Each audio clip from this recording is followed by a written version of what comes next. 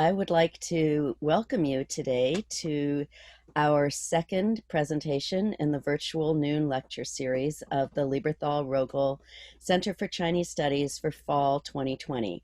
My name is Twyla Tardif, and I am the director of the Lieberthal-Rogel Center for Chinese Studies. You can find our complete lecture schedule available on the China Center's website, and email reminders will go out weekly. If you have not received a reminder and you would like to, please email chinese.studies@umich.edu if you would like to receive notices of our events. I would like to welcome Professor Emily Wilcox, who is Associate Professor of Modern Chinese Studies in U of M's Department of Asian Languages and Cultures. She is also the author of a revolutionary book titled Revolutionary Bodies, Chinese Dance and the Socialist Legacy from University of California Press that came out late last year, and is the winner already of the De la Torre Bueno Prize from the Dance Studies Association. Emily is also co-editor of Corporeal Politics, Dancing East Asia, which is published by the University of Michigan Press and out this year. Her articles in English and Chinese have appeared in numerous journals, including China Perspectives, Inter-Asia Cultural Studies, Journal of Asian Studies, the Drama Review, Asian Theater Journal, Journal of the Beijing Dance Academy, and numerous other venues. Today, she'll be speaking on Cold War Counterpublics and the Ghosts of Pan-Asianism, the Japanese Matsuyama Ballet's 1958 production of White-Haired Girl and its tour in China. Please join me in welcoming Professor Wilcox. Thank you so much, Twyla. So I'm sharing my screen now. I hope you can all see it. I'm so excited that there's 77 people here. I just scrolled through the list. Some students are here from my Asian Solidarities course. I see colleagues here from other institutions, and of course, colleagues and students here from Michigan. So I'm just really happy to have you all here to be able to share this research and also hear back from you in the question and answer later. So as many of you already know, and Twyla just graciously introduced, my first book, Revolutionary Bodies, Chinese Dance and the Socialist Legacy, which is available open access, was a history of dance in the People's Republic of China. And so an exciting discovery I made while writing that book was the deeply transnational nature of that history. And thus my recent work over the past several years has been focused on situating China's dance history within transnational trajectories of dance in Asia more broadly. So this is reflected, of course, in the new edited collection, Corporeal Politics, Dancing East Asia, which I co-edited with Catherine Mieser, that was published earlier this month, which deals with dance and politics across the broader Chinese-speaking world, as well as Japan and North and South Korea. What I'm presenting today is part of a new book project that I'm working on now, which is tentatively titled Performing Solidarity, Ethnic Impersonation and Leftist Inter-Asia Imaginaries. So the Matsuyama Ballet's The White-Haired Girl is one of 6 case studies I examine in the book, in which Asian dancers perform dances of ethnic or national identities other than their own, as part of various political projects of Asian internationalism, roughly spanning from the 1930s to the 1960s. This, what I'm presenting today, is excerpts of a chapter in progress, and so I very much welcome your questions and feedback. On February 12, 1955, Japan's Matsuyama Ballet made history by staging the world's first ballet adaptation of the classic Chinese land reform opera, The White-Haired Girl, at the Hibiya Public Hall in Tokyo.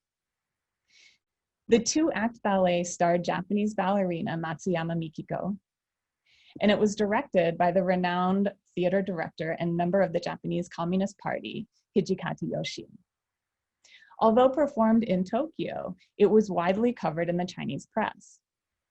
And that summer, on her way back from the World Peace Congress in Helsinki, Matsuyama visited China, where she met Chinese Premier Zhou Enlai and the Chinese actresses who had performed The White-Haired Girl in opera and film. 3 years later, in March through April of 1958, Matsuyama Ballet toured an expanded 3-act version of The White-Haired Girl in China, performing in Beijing, Chongqing, Wuhan, and Shanghai. This tour proved to be the start of a long relationship between the Matsuyama Ballet and Chinese audiences. In 2017, the Matsuyama Ballet brought White-Haired Girl to China for the 15th time. Matsuyama's daughter-in-law, Morishita Yoko, star of the company's 1971 China tour, played the lead role at the age of 69, still wearing the wig and costume that had originally been gifted to her by Zhou Enlai. Existing treatments of Matsuyama Ballet's The White-Haired Girl in the English-speaking scholarship have been very brief, and they have focused mainly on the work's importance in the longer history of either Chinese or Japanese ballet.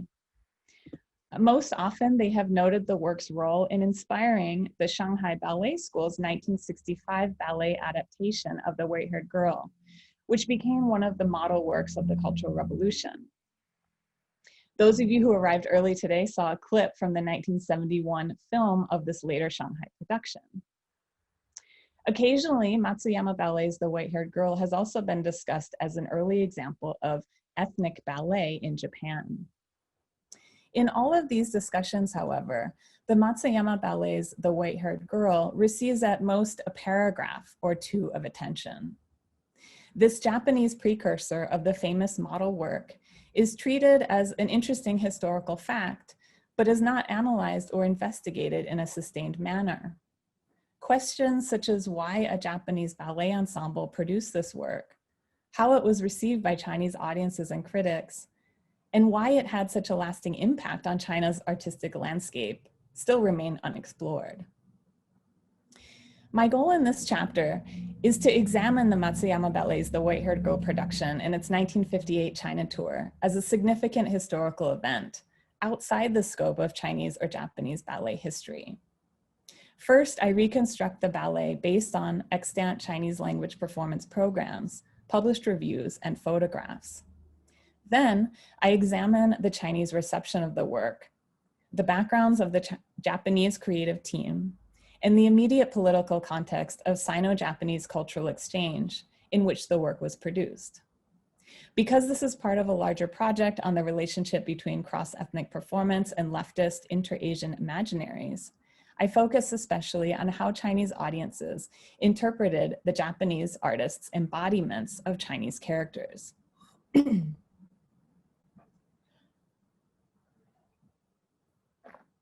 Excuse me.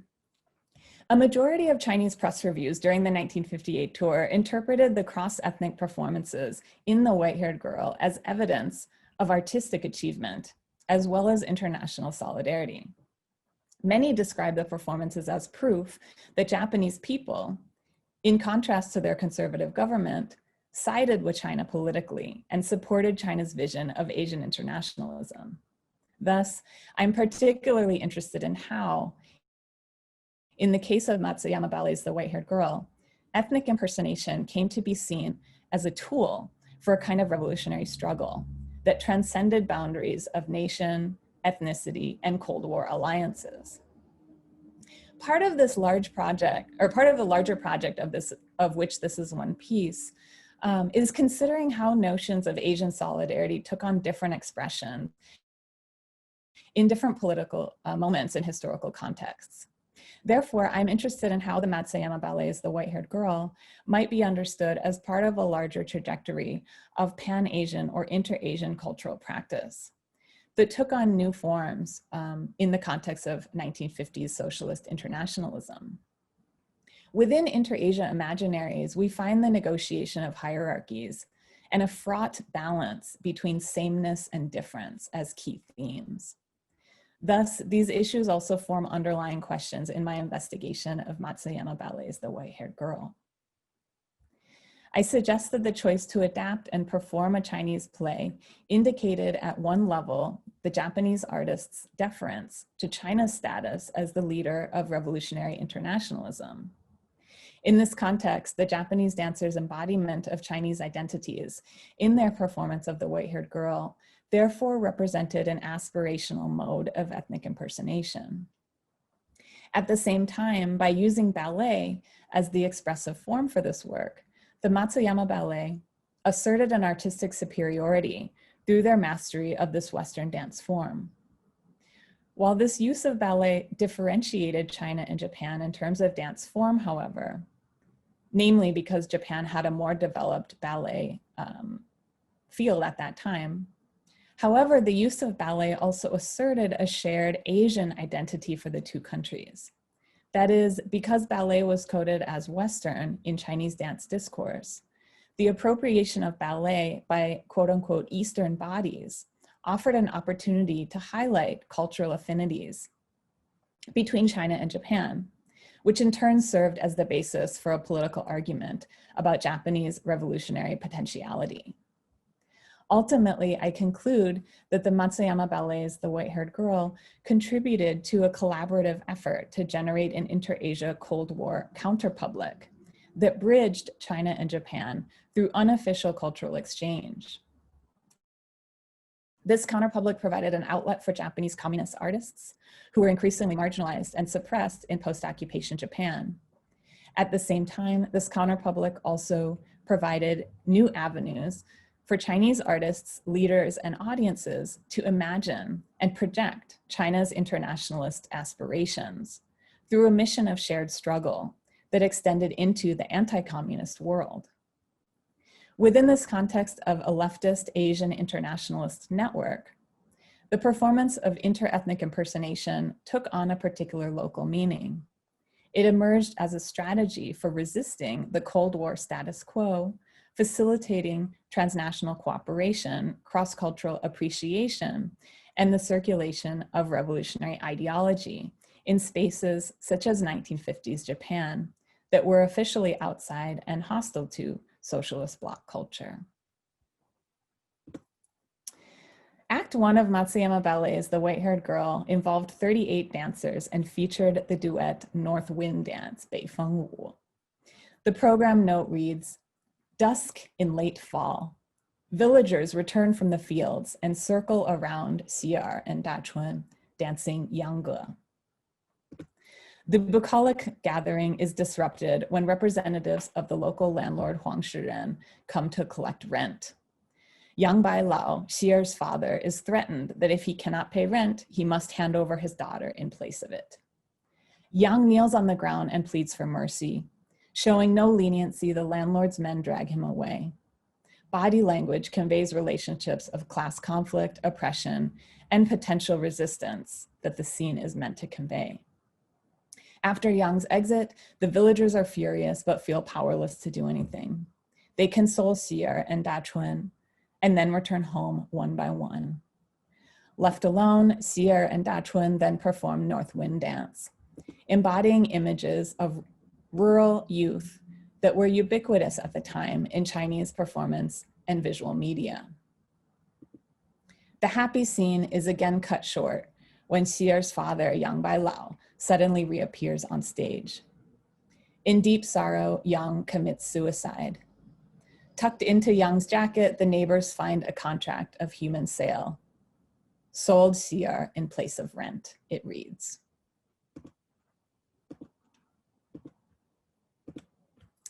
Act 2 depicts Xi'er's life inside the landlord's home. Xi'er is alone in a dimly lit middle room. Behind her, a giant painting of a ferocious tiger hangs on the wall. Its open jaws bearing teeth positioned just above her head. The program note reads, Xi'er stands in front of the painting extremely grieved. She recalls the past times when she was together with Dachun. At this moment, Huang Shiren enters the room carrying a lamp and rapes Xi'er. After Huang leaves, Xi'er waves both her hands at the ferocious tiger, angry to the point of no retreat. For revenge, for her beloved Dachun, Xi'er decides to run away and insist on living. She dances her first solo, the Dance of Tiger Hall. Act 3, Scene 1, is set 3 years from when Xi'er fled landlord Huang's abuse. Xi'er is now living in a deep cave high in the mountains. She is weather-beaten and eking out a difficult existence. Her black hair has now turned white from privation, and her clothes have faded into dingy, colorless rags. Although there is little dramatic action in this scene, the figure of a pitiful and yet determined Siar, haggard in rags, with disheveled white hair and persisting to live out in the elements in her mountain cave, is this the key symbol of this entire production. This is the image that is conjured by the title, The White-Haired Girl. Act 3, Scene 2 follows Siar to the nearby goddess temple, Nyang Nyang Ma Miao, where she relies on food left as sacrifices for her daily meals. Rumors circulate in the village of a white-haired female immortal is haunting the temple, and the villagers have been making even more sacrifices in attempts to appease the spirit. A loud clap of thunder bursts in the sky, and Siar runs down the mountain amidst wind and lightning. Although she is just coming to gather food, her sudden and otherworldly appearance frightens the villagers. She dances her second solo, the white-haired girl dance. Despite the tragic circumstances, Siar possesses a physicality of height, strength, and independence that make her appear extremely powerful. Siar is inside the temple, escaping the rain, when landlord Huang and his assistants enter the temple. Siar hears people coming and quickly hides. When she sees who it is, however, her fury swells. She rushes out to pounce on Huang and Mu, sending the two men fleeing in fear. The choreography depicts a clear power reversal when contrasted with the group scene in Act 1. Siar, the white-haired female immortal, is able to achieve what Siar, the young peasant woman, and Siar, the enslaved victim of sexual assault, could not. Act 3, Scene 3 is the final scene of the ballet. The skies have cleared and the weather has turned warm. It is the temple festival at Goddess Temple. Landlord Huang devised a scheme to use the divine appearances of the white-haired female immortal to further extract rent from the villagers. Suddenly, Uncle Zhao runs over. Out of breath, he announces, "Dachuan has returned." Dachuan enters looking burlier than before. Some hardly recognize him. Fearing that the white-haired female immortal is about to arrive, however, the villagers scatter. Only Dachuan stays behind. A strange shadow passes in the mountains and across the windows of the goddess temple. Then Siar leaps out. Dachuan feels frightened, but he runs after her. Eventually, their eyes meet. Dachuan recognizes it as Siar, and Siar recognizes it as Dachuan. The two lean in and embrace, the program note reads. A final duet, reunion dance, brings ecstatic lifts and partnering. In contrast to the earlier duet, Dachuan is now in a green army uniform and Siar in her rags with loose white hair. Nevertheless, they dance with even more passion than before. As Dachuan and Siar are reacquainted, the rest of Dachuan's army unit rush over. Unable to endure the landlord's oppression any further, the villagers drag Huang out in front of the temple, denounce him, and call him to account for his crimes. A crowd of villagers and soldiers gather all around. Finally, they expel Huang from the village. The scene ends in a celebration dance. The last program note reads, an unprecedentedly free and peaceful spring came like a first light of morning to the village. Siar and Dachuan start to have a happy life. Chinese reception of the Matsuyama Ballet's The White-Haired Girl largely praised two aspects of the production: the mastery of ballet art and the portrayal of a Chinese story. The use of Chinese-style Yangge dance, in particular, impressed many critics. Dai Ailian, a leading figure in China's dance field and herself a ballerina trained in London, praised the exceptional quality of Matsuyama Mikiko's ballet technique and the emotional impact of her performance. She wrote, quote, "Siar is portrayed by an artist with deep dance artistry, Matsuyama Mikiko. Her expression is sincere. When she is happy, we are also happy. When she is worried about her father, we also worry. When she is violated by the landlord, we also feel great righteous indignation. When she endures hunger and cold, we admire her persistence. When watching Matsuyama Mikiko's dance, you feel drawn in by her emotion. Her technique is perfect, and the lines are very harmonious. She dances with her entire body and heart, creating statuesque beauty. He Jingzhi, who co-authored the original 1945 The White-Haired Girl opera, waxed poetic about his excitement at finally seeing this Japanese adaptation of the work. In 1955, we received a letter from Ms. Matsuyama Mikiko, he wrote, saying her dance group would be adapting The White-Haired Girl into a ballet dance drama to perform. At the time, we were very excited. We strongly hoped to one day see their performance in China. Our wish came true. In front of us, that familiar melody, North Wind Blows, rose from the orchestra. The curtain opened. The Yang Village Square, the Black Tiger Temple in Huang Shiren's home, the front of the goddess temple, Xiyar, Dachun Yangbai Lao. What? She is Matsuyama Mikiko? They are really from a different country? Friends we have never met before? Yes. But she is also Xiyar. They are also those people in the story who have become so familiar to us. They did not sing and they did not talk. However, they have already sung everything and spoken everything. Like other Chinese commentators, what He says most impressed him was the fidelity with which the Japanese artist portrayed Chinese characters and the conditions of Chinese life. He goes on to write, of course, Matsuyama Mikiko, this outstanding ballet dance artist's dance art is consummate. However, what I want to say is that even more importantly, she is a true Xiyar. If we line her up with Wang Kun, Guo Lanying, Tian Hua, our audiences would recognize them all the same. Yet, this Xiyar is Matsuyama Mikiko, a Japanese person. The director really paid attention to style and appearance of life in China, apart from the insertion of sets, props, and Chinese Yangge dance. I felt that the most important was the characters' demeanors and mental outlook.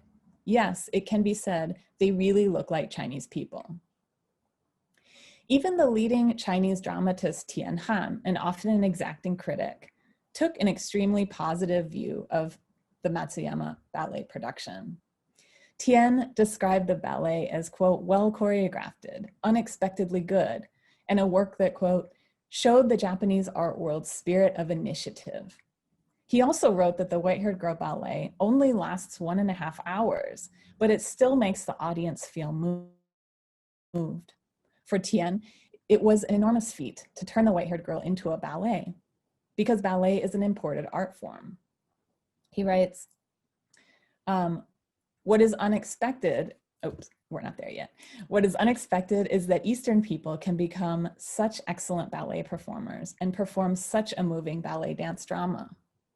Appropriating the Western dance art of ballet to express the struggle life of Eastern peasants is a very courageous attempt, but it is a successful attempt, Tian wrote. What Tian found most impressive about the Matsuyama Ballet's The White-Haired Girl was the way it handled the production's revolutionary message. According to Tian, the Matsuyama Ballet had used what he calls, quote, the view of struggle to design their ballet. And this means, he wrote, quote, that their ballet is not selling technique, but has an infectiousness and militancy that others have difficulty achieving. So regarding Matsuyama's portrayal of Xiyar, her transformation after she runs away to the mountains, Tian writes, Ms. Matsuyama Mikiko's art is widely known for its elegance and sweet beauty. But once the flames of hatred toward the old society are lit, she becomes like a celestial horse that cannot be restrained. She is like Furies, the goddess of revenge, of hideousness, and of fierce violence, which cannot be looked at up close and cannot be blocked. Chinese audiences so enthusiastically praise the White-Haired Girl, but clearly not just because of the dance technique of top-level ballet performer Matsuyama Mikiko. It's mainly because through their dance technique, they communicated the two countries, China and Japan's, strong feeling of opposition to exploiters and oppressors. So assumptions about difference played an important role in these responses to Matsuyama Mikiko, or to the Matsuyama Ballet's The White-Haired Girl. Chinese critics assumed that Chinese and Japanese people are different. And based on this assumption, they were impressed by the Japanese performers' convincing portrayals of Chinese characters. In He Jingzhi's responses in particular, we can see the central role that expectation about difference played in mediating his experience of the ballet. When he writes, "What? She is Matsuyama Mikiko? They are really from a different country?" And yes, it can be said, they really look like Chinese people. He reminds his readers that this is a performance of cross-ethnic impersonation, and that it is not easy for Japanese dancers to appear Chinese on stage. Similarly, Dai Eilian expressed surprise that despite watching a, quote, foreign company, unquote, she, quote, did not feel that the performers were foreigners, unquote.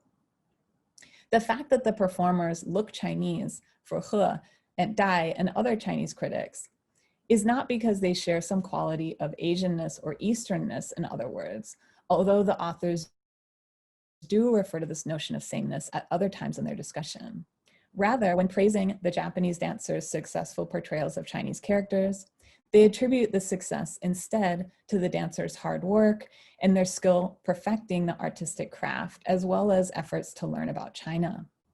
So several reviewers pointed out, for example, that Matsuyama herself had traveled to China in 1955, and that the following year she had sent two of her dancers there as well. And both times, she and her dancers had worked hard to study Chinese dances. Thus, an important component of the Chinese critical response to the Matsuyama Ballet's The White-Haired Girl involved recognizing the effort that had gone into the Japanese company's adoption of Chinese material and intentional overcoming of difference to create the production. This effort, along with mastery of ballet technique and revolutionary narrative, had made the work a success in their eyes. Matsuyama Ballet's The White-Haired Girl was the product of a team of Japanese artists with strong ties to the Soviet Union and a lasting involvement in the Japanese left. So Matsuyama Mikiko, the lead choreographer and star of The White-Haired Girl, began her ballet education in 1936 at the Nippon Gekijo, the Japan Theater ballet group, where she studied under Soviet immigrant dancers Eliana Pavlova and Olga Sapphire. Pavlova had left the Soviet Union shortly after the Bolshevik Revolution and first arrived in Japan in 1919.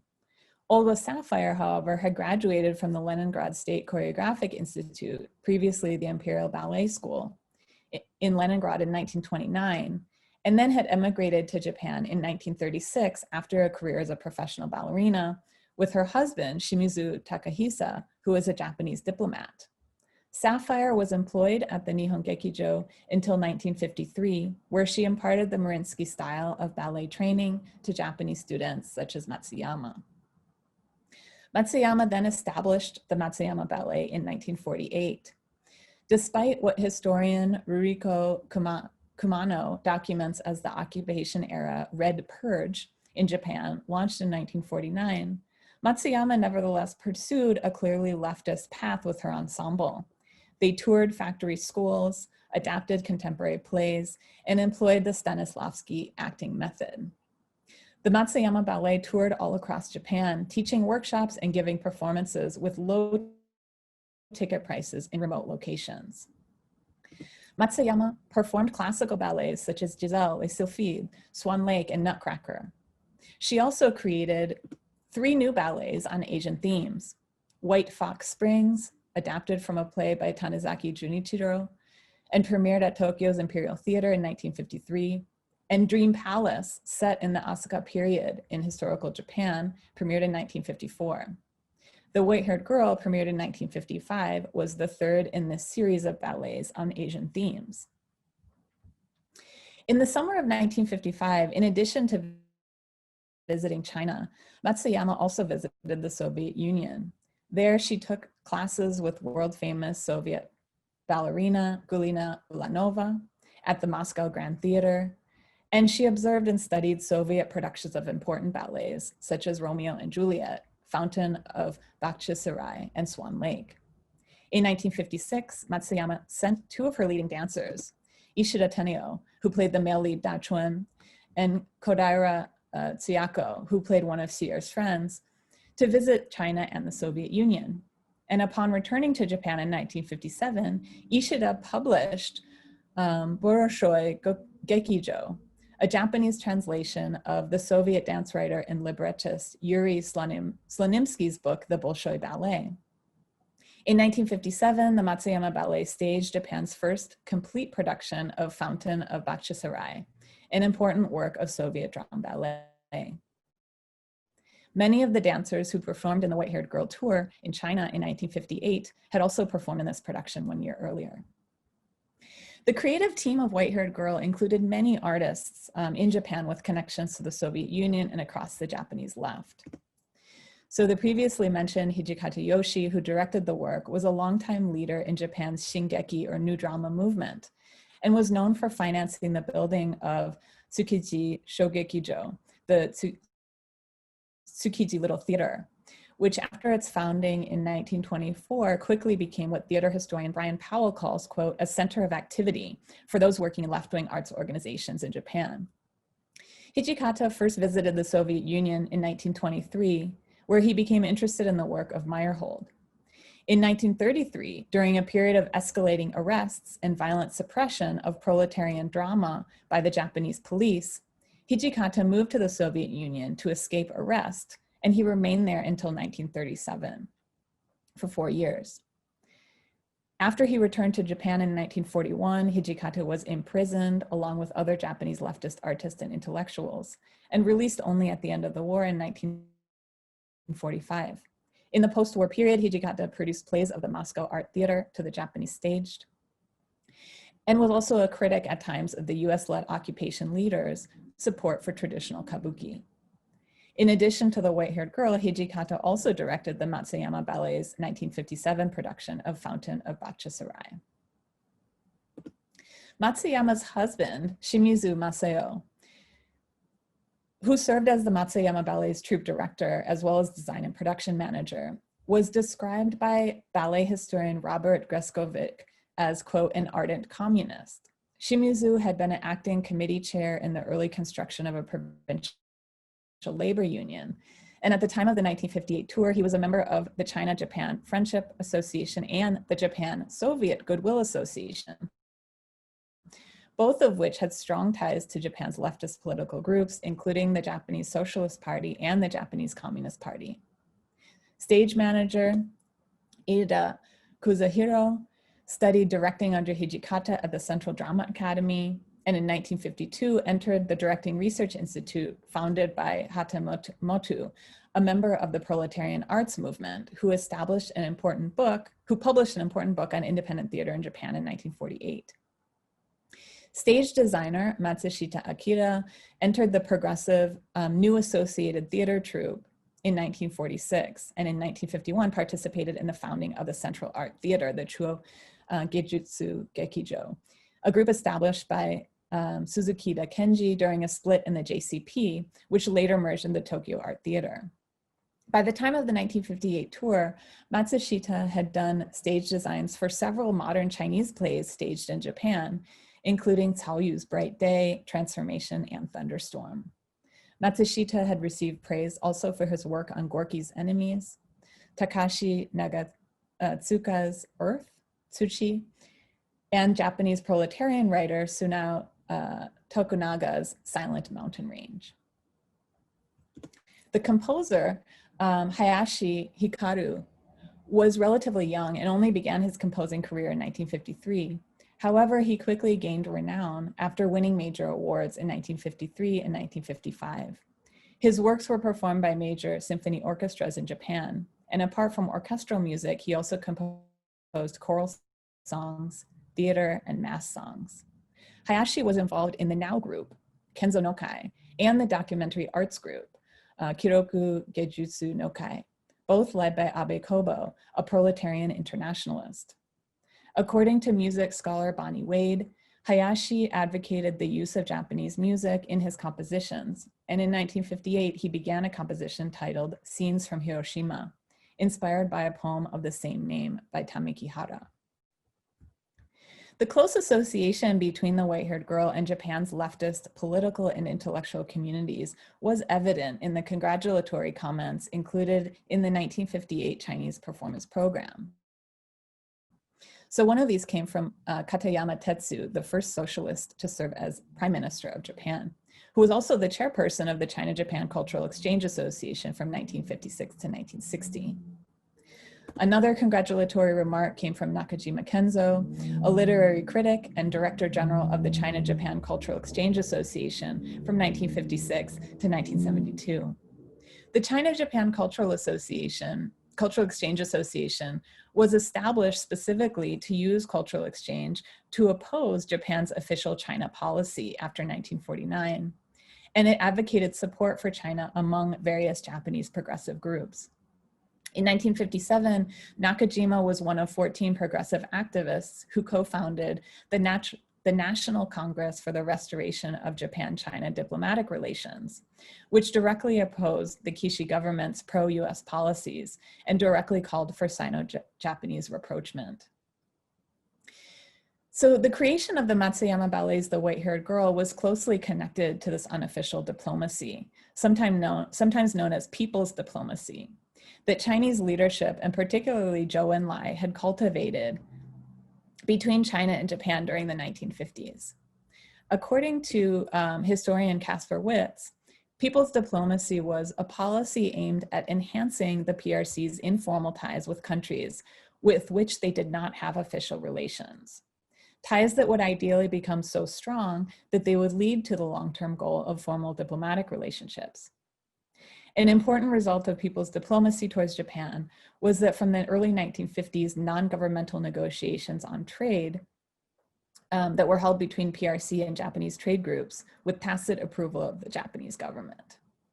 And so interestingly, it was at one such early 1950s trade negotiation held in Beijing in 1952 that a Japanese Diet member, Hoashi Kei, had acquired a copy of the 1950 Chinese film, The White-Haired Girl, and with great difficulty and expense, brought it back to Yokohama, got it through customs, and began to informally show the film in Japan beginning in the late fall of 1952.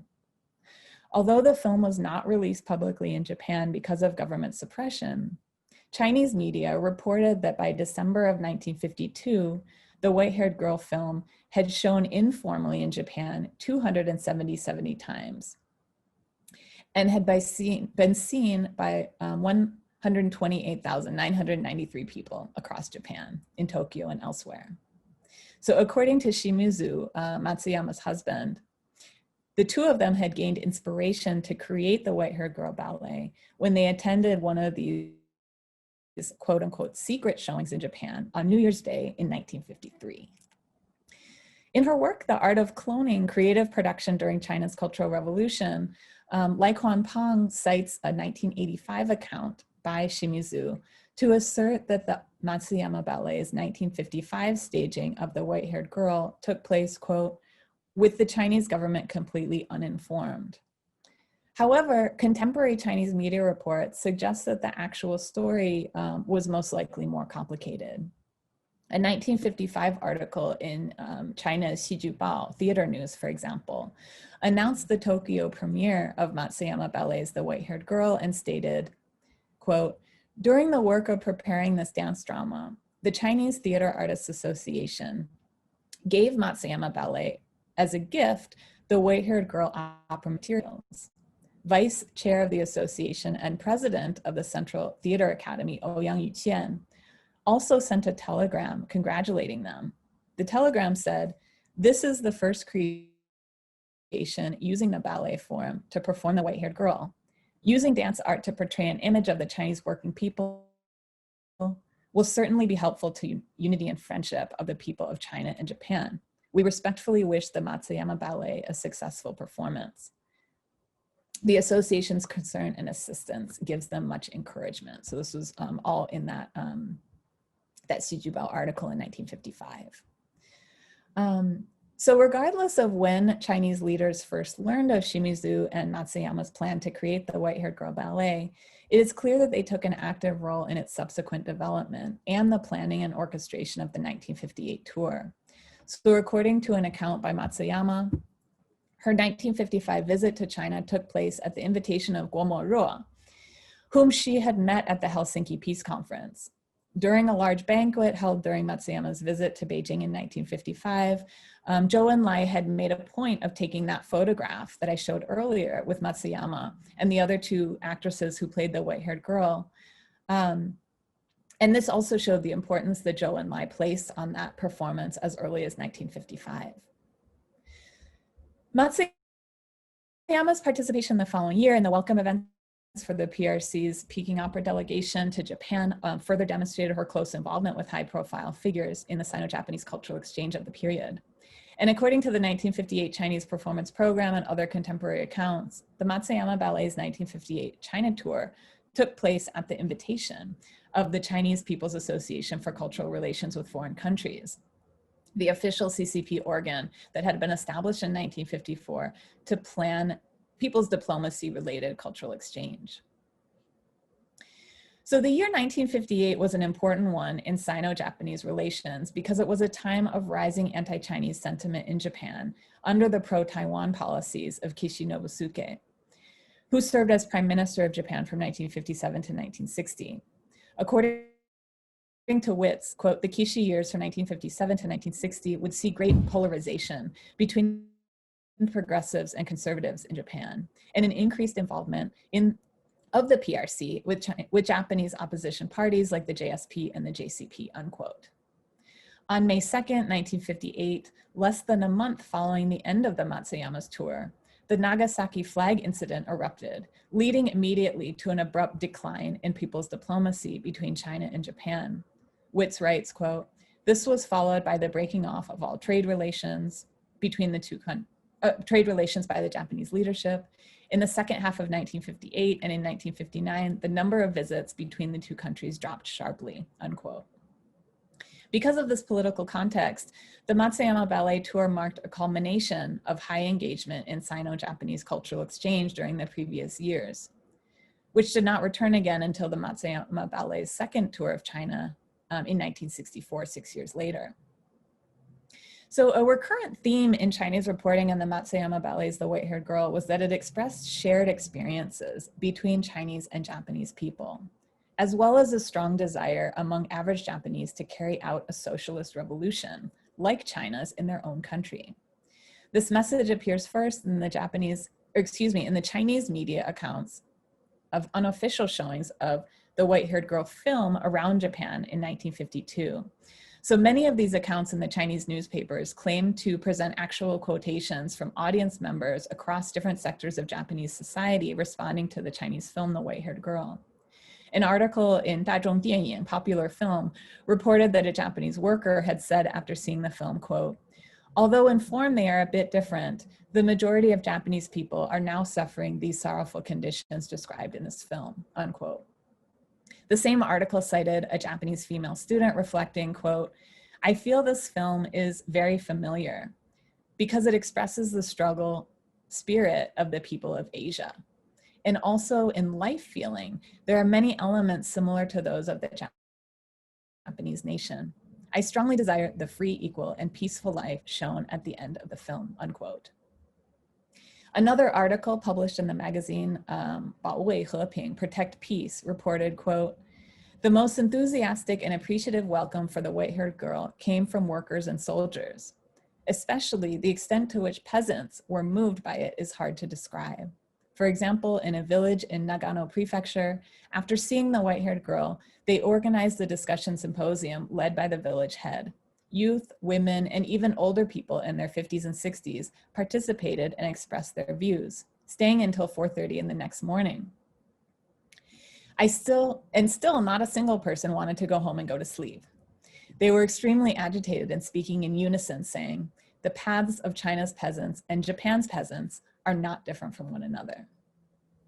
According to the same article, audiences in a village in Akita had responded, quote, this film's revolution is a true people's mass revolution.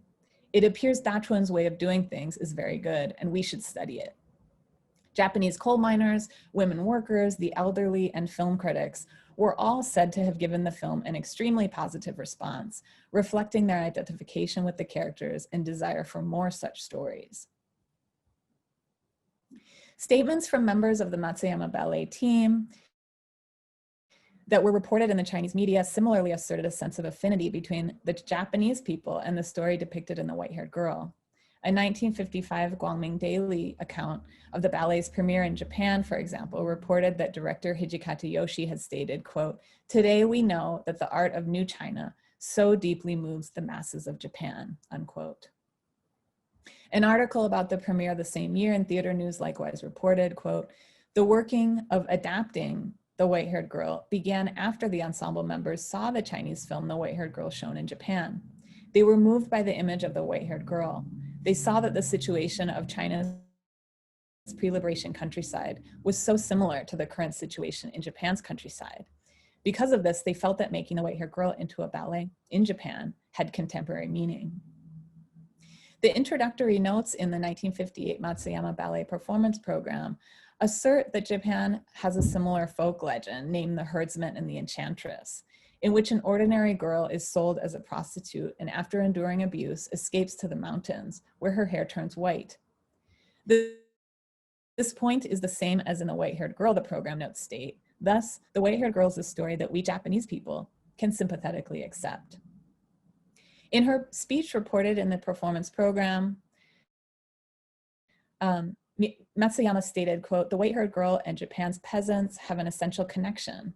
I believe that her hatred for the old society is not only that of the Chinese people, but also that of the Japanese people and the whole world," unquote. This statement was repeated in multiple reports in the Chinese media and reviews, and even in Tian Han's review in Theater News. And perhaps the most extreme statement of this expressed affinity on the part of the Matsuyama Ballet members was the frequently cited statement that their visit to perform in China was like, quote, 回娘家, returning to one's maternal home. A review in People's Music, for example, quoting this phrase, asserted that troupe director Shimizu Masayo, Matsuyama herself, and the director Hijikata Yoshi had all unanimously expressed this feeling. So in their responses to the ballet, several of China's critics also interpreted the Matsuyama Ballet's The White-Haired Girl as a sign that Japan, like China, might follow a revolutionary path in the future. So as cited above, He Jingzhi interpreted The White-Haired Girl as a sign that the Matsuyama Ballet artists were, quote, kindred spirits, who shared with the Chinese people a, quote, hatred for all evil and darkness and desire and belief in brightness. Following this statement, he went on to then subtly interpret what the story might portend for Japan's future. He writes, quote, "For me, as a Chinese person sitting in the audience seat, my heart could not help but at the same time worry. The herdsman and the enchantress story that circulates in Matsuyama Mikiko's homeland, if it also became a dance drama, at this time, which act would the performance have gotten to? That pitiable maiden that people called a female demon would have what kind of end? Would she be like Xier and have the joyful dance after emerging from the mountain cave? We believe in the great reunion of victory. In this time of ours, no matter how our individual storylines are, the force of justice will always be the guiding factor that leads the plot to climax. Matsuyama Mikiko's dance postures gave me this confidence. The upright and good people of Matsuyama's country gave me this confidence. This is the source of friendship between our people." So here, without stating it directly, He Jingzhi is suggesting that the resolution of Japan's current moment will be a revolutionary path similar to China's own. Although the stories may be different, he implies the result will be the same in the end. So lastly, I want to just mention what Tian Han expressed in his review, a similar type of confidence in the revolutionary sentiments of the Japanese people as purportedly expressed in this production.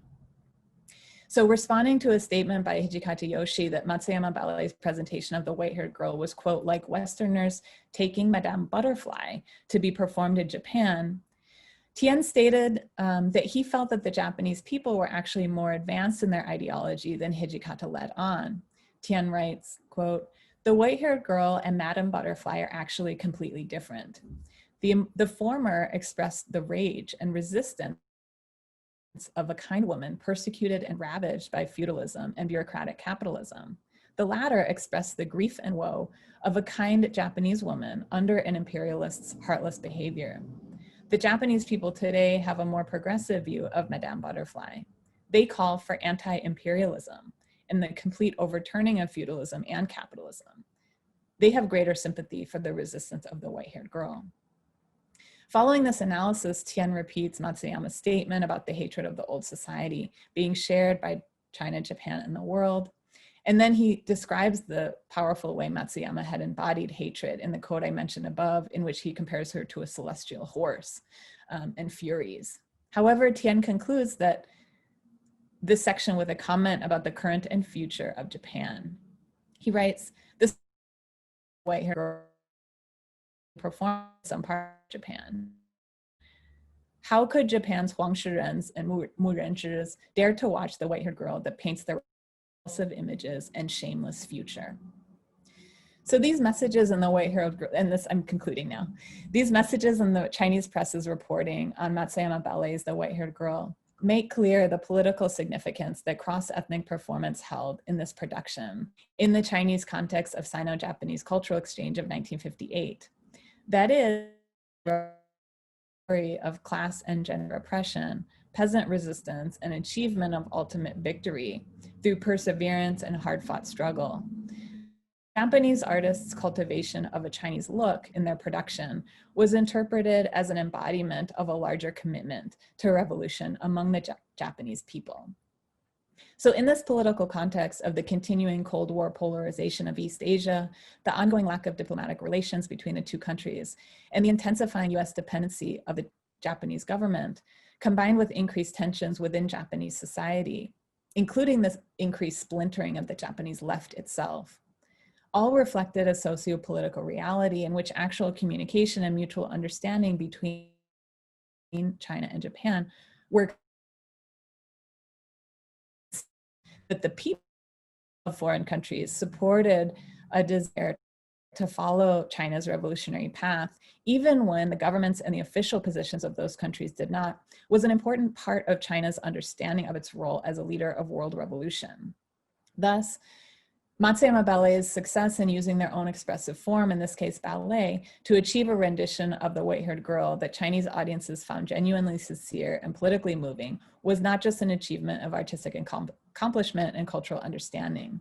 It also served as confirmation of a revolutionary internationalist understanding of the world as one in which the people's desire for change remained a powerful force beneath the surface, even when reactionary or revisionist regimes controlled many countries. In other words, it confirmed that China's internationalist aspirations were meaningful and that dreams of world revolution had a viable future. Thank you. Thank you so much, Emily. This fascinating, fascinating work. You have a couple of questions in the Q&A, and I would invite any others who are interested to type your questions into the Q&A. And just in the interest of time, I don't know if you can see them, so I will read Ili Wu's question, which is, did ballet come under criticism later in the PRC as being a bourgeois art form? And if so, how was that negotiated in Chinese ballet renditions of revolutionary themes? Yeah, it's a great question. So actually in the chapter in Revolutionary Bodies, the book about the history of dance in China, I have a chapter on ballet that really makes clear that ballet was extremely controversial and heavily criticized actually in the 1950s, so immediately prior to this tour. And I think this tour was actually a turning point that allowed ballet to be seen as an actual potential form that could be used for revolutionary productions. Because prior to this, there had been a couple attempts in China, but they were heavily criticized as exactly because they were seen as bourgeois. Thank you.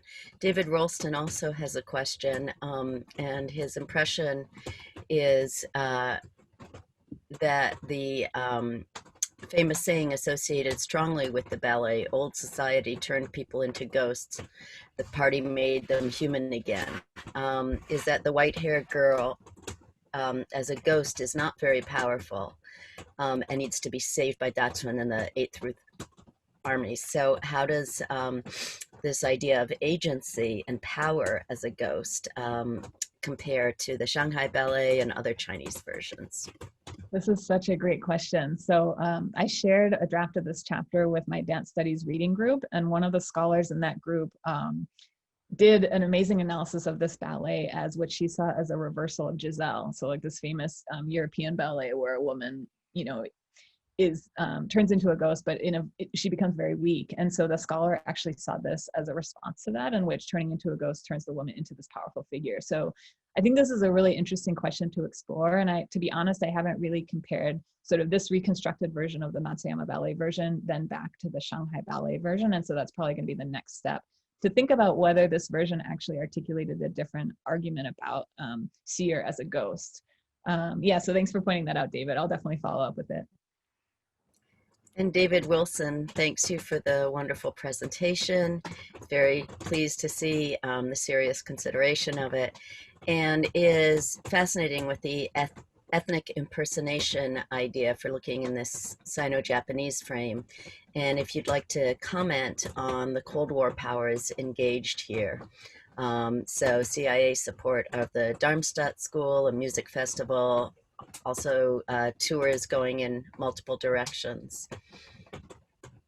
Yeah, thank you so much. So definitely I want to think about this in the context of Cold War cultural diplomacy. And one of the interesting points there is that in the 1950s and early 60s, a lot of the socialist bloc countries and also post-colonial countries were using folk dances and then reconstructed classical dances as a main part of their international diplomacy efforts.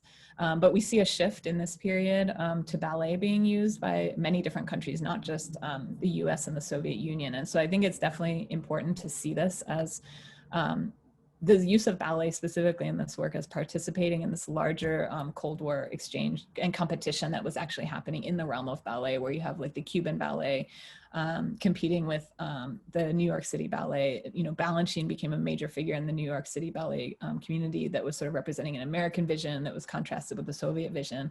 And so I definitely think that these competing cultural expressions are something, sort of a larger lens that this needs to be put in the context of. And I think in terms of the ethnic impersonation, I'm interested in comparing this piece to the Soviet Union's ballet, The Red Poppy, that was made in the late 1920s, that was heavily criticized by the Chinese, and the Chinese had a completely different reaction to that, to the one that they had here to the Matsuyama Ballet. And so I think, yeah, I think this is a great point and something that I also want to definitely consider.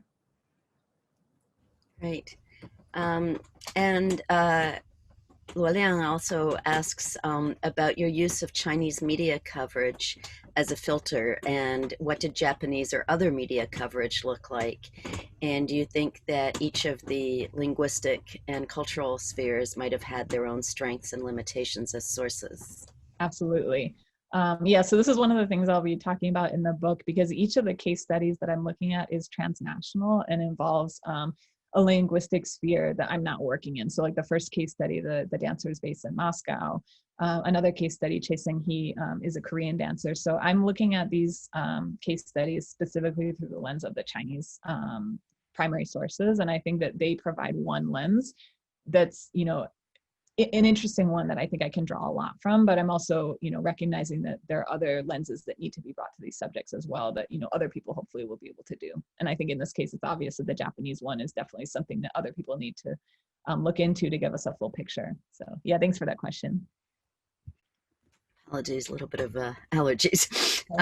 So Shengzhou also wonders if there were successful attempts by Chinese dance or art troupes to stage performances in Japan as part of the cultural exchange initiatives in the late 50s. Yes. The section that I haven't written yet of this chapter actually looks at the like back and forth that was happening. So every year there was usually one Japanese company. So it was like a kabuki company. And then there was another, like a buyo company.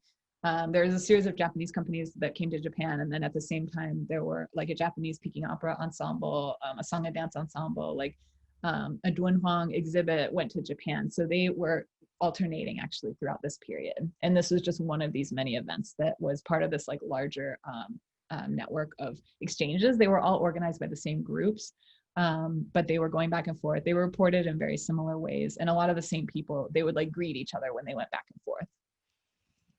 Great.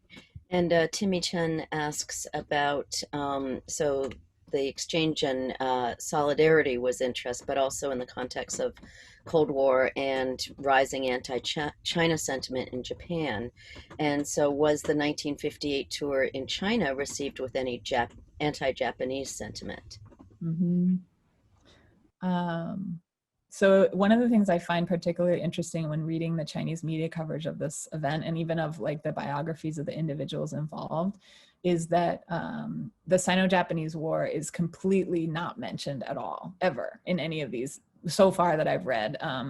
You know, people's actions during that period are not mentioned. The war itself is not mentioned. The possibility of sort of lingering anti-Japanese sentiment related to that war is also not mentioned. And I think this is particularly interesting because when I've been reading the Japanese studies scholarship about the Japanese left, it seems pretty clear that a sense of sort of, guilt and resentment is part of what's driving the Japanese left in Japan. Many of the people who are interested in rapprochement between China and Japan, this is a driving factor for them wanting to create more positive relations with China.